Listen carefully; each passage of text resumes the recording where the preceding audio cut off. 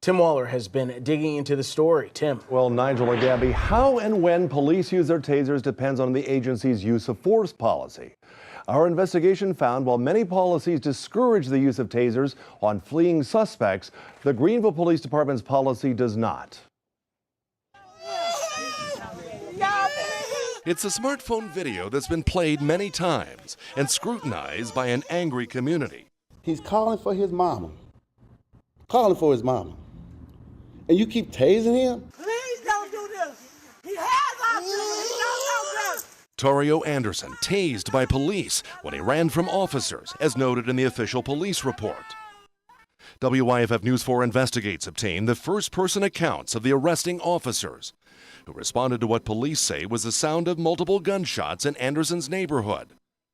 Upon shining a spotlight on Tario, Officer Ryan Weeks wrote, he put his hands in his pockets, turned in the opposite direction, and began walking toward Burn Street. When we exited our patrol vehicles, Tario began fleeing. I told him to stop running approximately 3 times.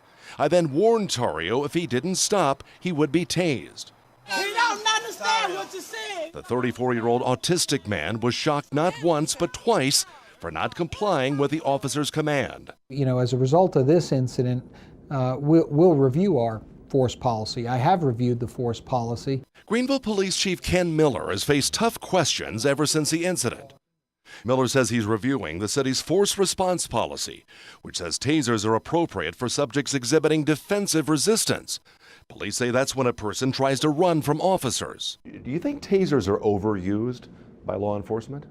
I think they can be. And that's why you have to really look at your policy and then you have to look at what's happening. While Greenville's policy allows officers to use tasers on people who try to flee, WYFF News 4 Investigates has learned many agencies in our area don't allow that. The Greer Police Department's use of force policy says tasers may not be used on fleeing suspects unless the suspect is a threat to himself or others. In Lawrence County, tasers cannot be used on non-aggressive resistors. And in Henderson County, they can't be deployed on suspects who flee when no threat is posed.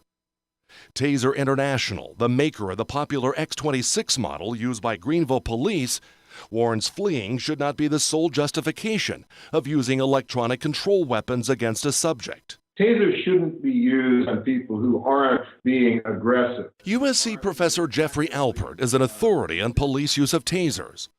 A study he authored for the National Institute of Justice found, while tasers reduce injuries to both officers and suspects, they can also be the cause of injuries in certain environments.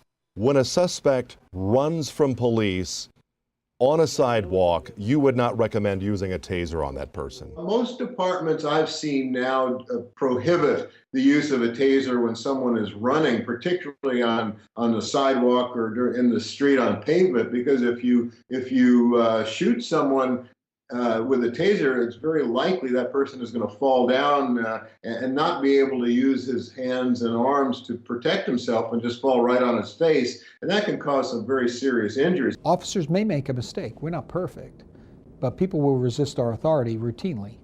And so our job gets messy. Miller says if officers had not used a taser to stop Tario Anderson from running, their alternative would have been to tackle Anderson, who is 6'6" and weighs 320 pounds. You're trying to get control of them physically and you're wrestling around on the ground. Guns get taken away and police officers get killed. That may have been one reason Greenville police used a taser to stop Anderson, and because police department policy allows it. Again, Chief Miller says he plans to review the city's taser policy. He says there is also no rule in the policy on how many times an officer can pull the trigger on their taser, and the chief, who is new to Greenville, says he believes those limits are important. Meanwhile, Chief Miller says the dual investigation into the Tario Anderson incident involving SLED and his own department's Internal Affairs Division is expected to wrap up soon. Nigel?